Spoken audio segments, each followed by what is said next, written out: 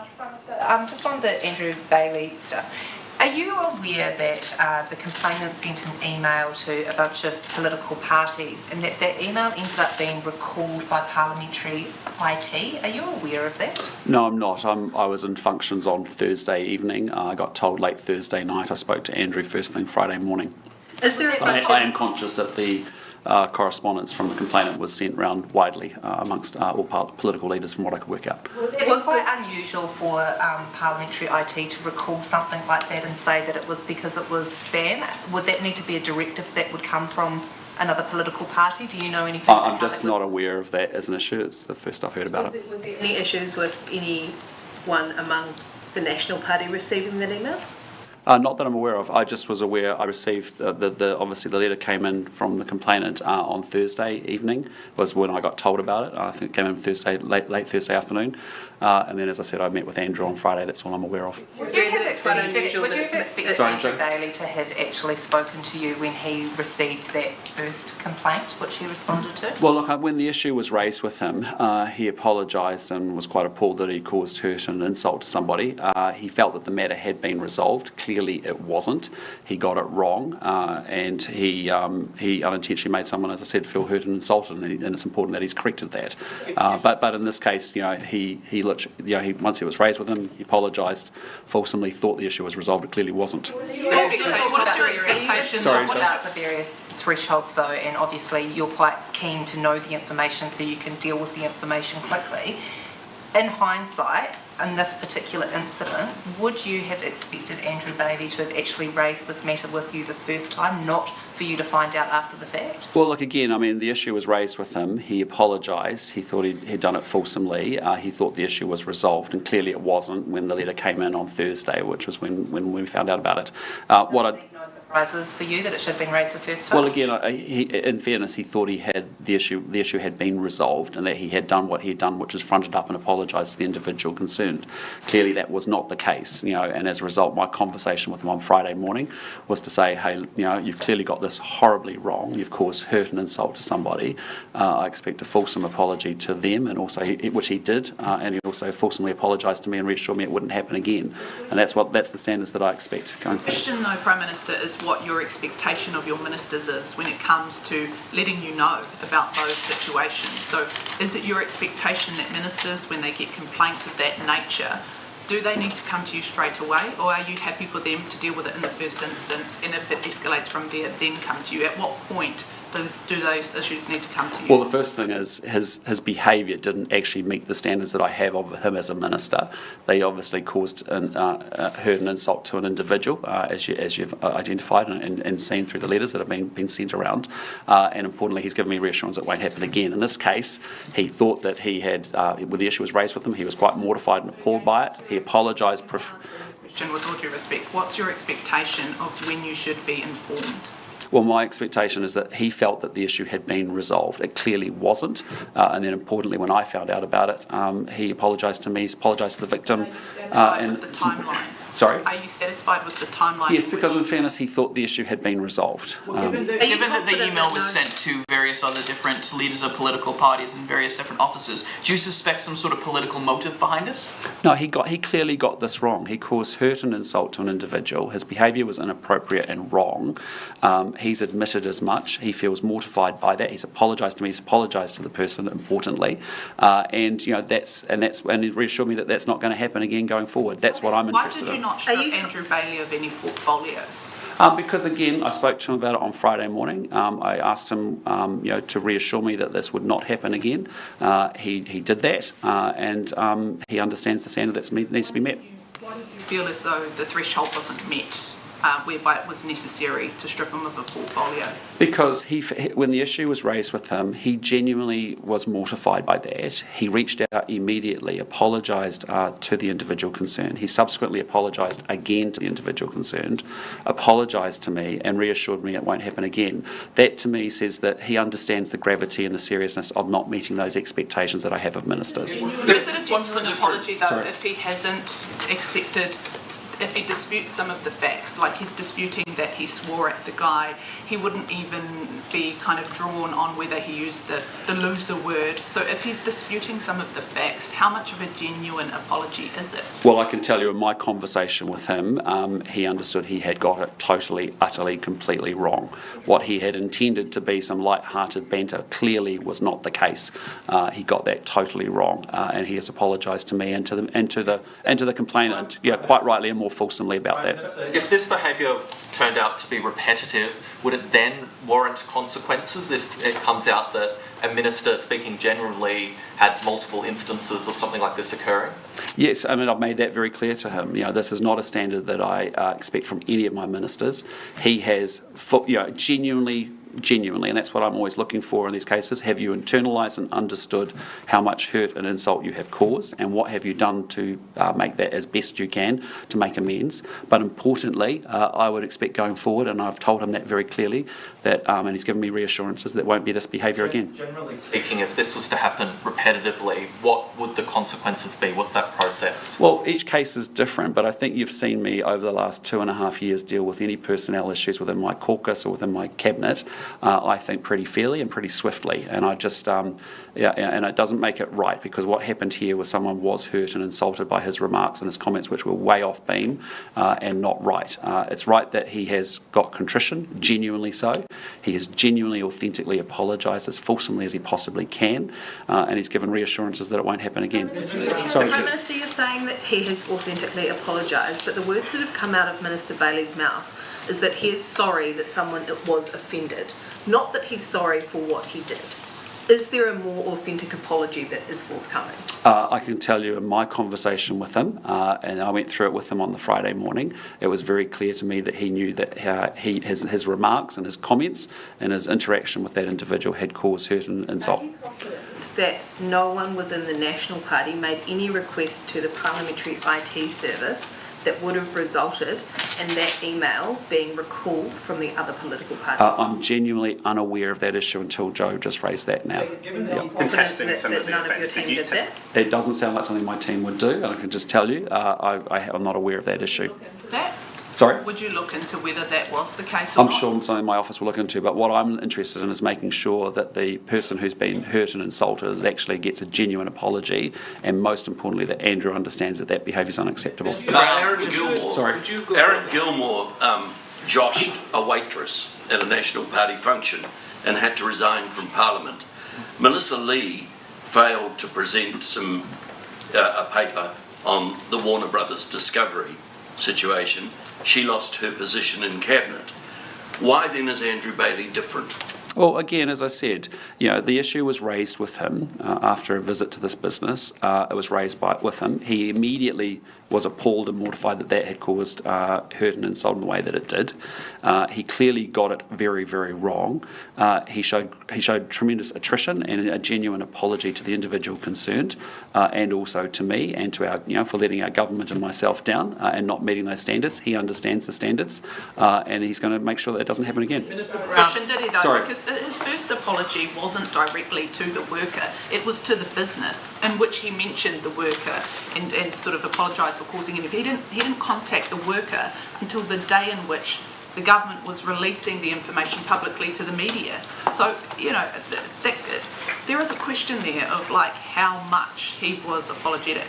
Oh, look, I can tell you in my conversations with him on Friday morning, he clearly understood he had got that very, very wrong. It's one thing to be conciliatory to the boss. It's another thing to be genuinely apologetic to the worker himself. And he subsequently made sure that that worker he's available to meet with that worker, to have a further conversation if they so wish. It's up to them. To the worker at 1:30 p.m. after he'd spoken with you on the Friday morning. Well, again, he's making sure that actually the message has got through to the worker. He only had a contact for the for the business that he had visited, and I don't doubt his genuine contrition and his genuine realisation that he got this so horribly wrong in his interaction. What do you make of the fact that he disputes some of what happened?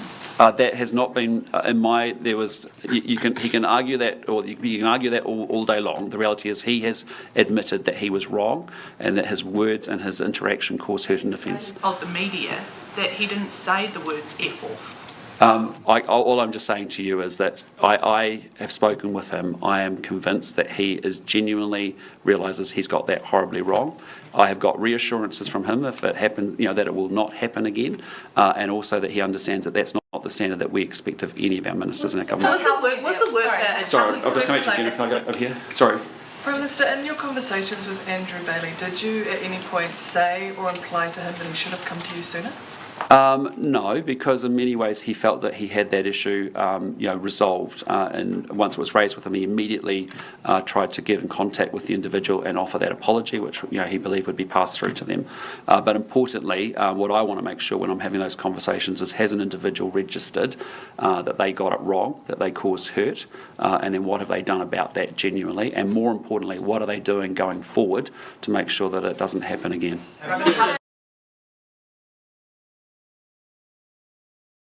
After a complaint that he repeatedly called a worker a loser and swore at him while on a business trip.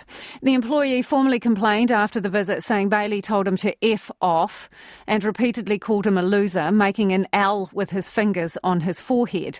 The worker said the minister's actions left him feeling degraded, embarrassed and deeply disrespected.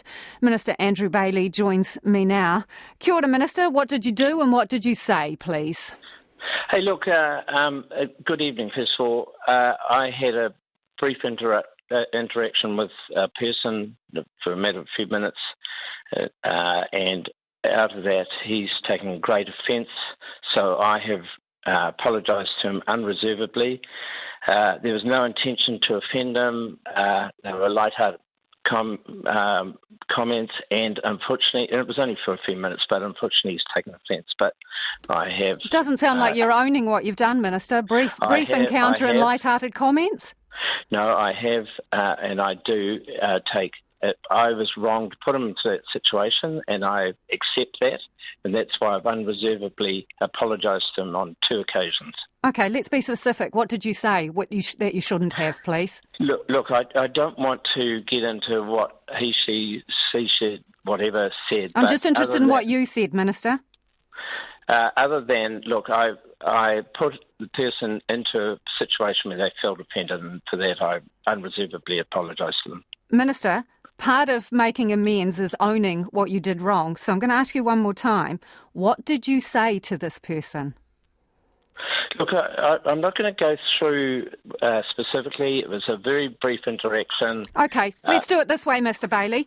Did you tell him to F off? I don't believe I used that word at all.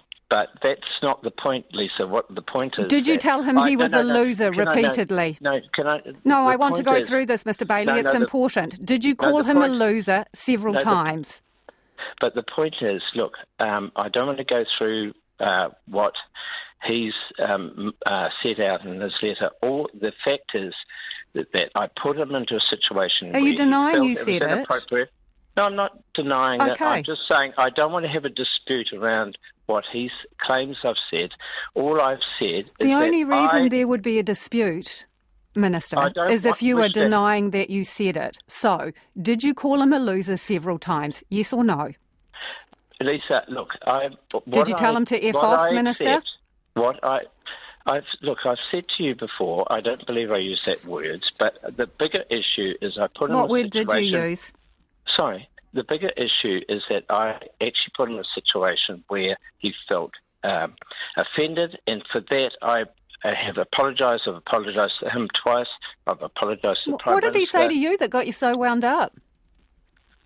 He didn't get me wound up. It was a very light-hearted exchange, but unfortunately he took offence at it.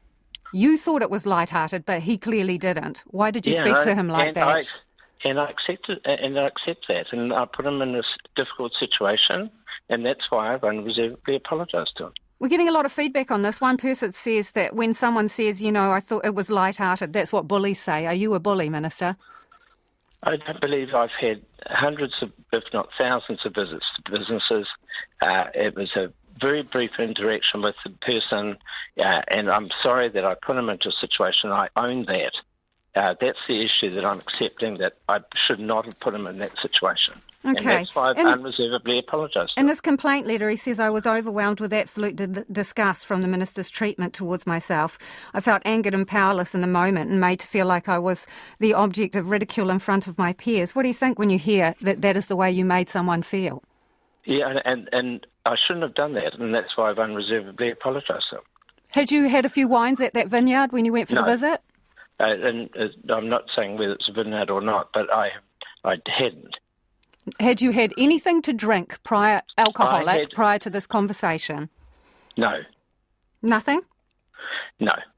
Okay. So when did you become aware of this complaint? I was made a few days after the visit. Right. It was right at the beginning of the month, this visit, wasn't it? Was it the 3rd of October, I think it was? October the 3rd in Blenheim. Look, I don't want to go through the details. Obviously, the date then, Minister, October the 3rd. Was that the visit? No, Lisa, I think there's also a wider issue about protecting the identity of the person concerned, and also... Or are you protecting yourself, Minister? And also the issue around the employers. So okay, we can do this another way, Minister. So you've known about it for several weeks. Why are you speaking up and making a public apology now? When I was made aware of it, I worked with the company, made an unreserved, clear apology to the person concerned. At that point, everything... there was no indication either from the company or anyone that there was an issue, but the person has chosen to make their feelings public, and that's why I have again apologised to the person, but they've chosen to go down a different course. Right. So, okay, just so I've got this straight, you're going out publicly now and saying that you spoke offensively to a worker and have apologised for it because the matter has now become public. Well, it's certainly in the public domain, but that didn't detract from the fact that I had previously apologised to him, and I've apologised again to him. Why should you keep your job? Well, I feel it's a job that I'm very passionate about. I've done many, if not thousands, of visits to small businesses, and, of course, they're the lifeblood of the economy. I have a deep passion for it. I've apologised to the Prime Minister. I've said it won't happen again, and he's of a view that he wishes to support me, and I'm keen to continue in my role. When did the Prime Minister know that you'd spoken to this person in this way? I brought the Prime Minister into the loop, and we've discussed it. And when did he join you in that loop, Minister? Recently. How recently? Give me a day or a date. Just recently. I don't want to get into conversations about what I've done with the Prime Minister. Did you tell him the day after the visit? Look, I don't want to talk about when I've spoken to the Prime Minister. Why is that, Minister? What is the harm in telling us when you informed the Prime Minister? Unless, of course, you didn't inform him. So the Prime Minister has been made aware of the issue. I've apologised to the Prime Minister. When, Mr Bailey? Look, I'm not going to talk about when we've had meetings or discussions with the Prime Minister, but other than... Did you tell him immediately? That the Prime Minister is aware of the issue. Was the Prime Minister blindsided by the issue? Look, I think I've covered that, Lisa. I notice in the complaint there's a particular line that comes to my attention. I'm going to read it to you, although a couple of elements have been redacted. The person says, I did not dedicate X number of years of my life to the whatever, only to be belittled by an ambassador of the very government I served. The very government I served. Had you worked with this person, Minister? No, I hadn't, Lisa. Had this person worked for the government? Not that I know of, and I noted that, but I can't comment on that. Okay, so given the feelings this person has been left with, I mean, give us a taste. What's the apology to this person, please? Well, I've said I accept that I've put the person into a situation where they felt offended, and in this case, extremely badly offended. And I've said, as I've said previously, I've unreservedly apologized to the person, and I own the situation where I've put him into that situation. So, and I've now done that on 2 occasions. You know what, Minister? That sounds like one of those apologies where it says, I'm sorry that you feel offended, as opposed to, I am sorry I offended you. Are you sorry you told this person to F off? Are you sorry you belittled him in front of his colleagues? No, Are you sorry Lisa, you called him a loser? Earlier, I don't believe I said that to him. Right, what did you say then, Minister? Let's clear it up. But the issue... If you didn't say F off, what did you say? But look, again, I don't want to get into the issue about who said what, other than the fact I accept I put the person in a situation where they're offended, and I've apologised to him, and nothing was intentional. It was... it has occurred, though, and I own that situation, and that's why I've unreservedly apologised to him. OK, before you go, you say that you think you should keep your job and you feel the Prime Minister's backing you in that. You are the Commerce Minister. Businesses are your bread and butter. Why would they want you when this is how you speak to one of their own? Well, I am keen to do the job. I've been diligent about doing the job. I've had many interactions with businesses over the past 10 years, and this one has obviously happened. Literally, the interaction with the person was only a matter of a few minutes. Why do you keep saying that? Because a lot of damage can be done in a few minutes. And by saying it was only a few minutes, do you not think that you're talking down what you have done to this person? No, I've said to you before on multiple occasions, Lisa, I've apologised and I accept the situation. It shouldn't have occurred, and I own that. And that's why I've said that I apologise to the person. OK, just a couple of things before the record so that we can be 100% on this before you go. Have you used foul language on any other ministerial visits, directed it at a business, and have you called anyone else a loser that you shouldn't, or said anything else offensive that we need to know about? No. Absolutely not. No other skeletons in the closet that are going to turn up? Not that I'm aware of. OK, and for the record... Look, and for the record, you know, yes. That's not my style. You probably know me better than that. You probably have a view that that's not my style. It was a light-hearted exchange, but unfortunately it turned into something where someone took deep offence. But that's not the way I conduct myself, and that's why I've said I don't believe I said that. Appreciate you coming on the program. That is the Commerce Minister, Andrew Bailey.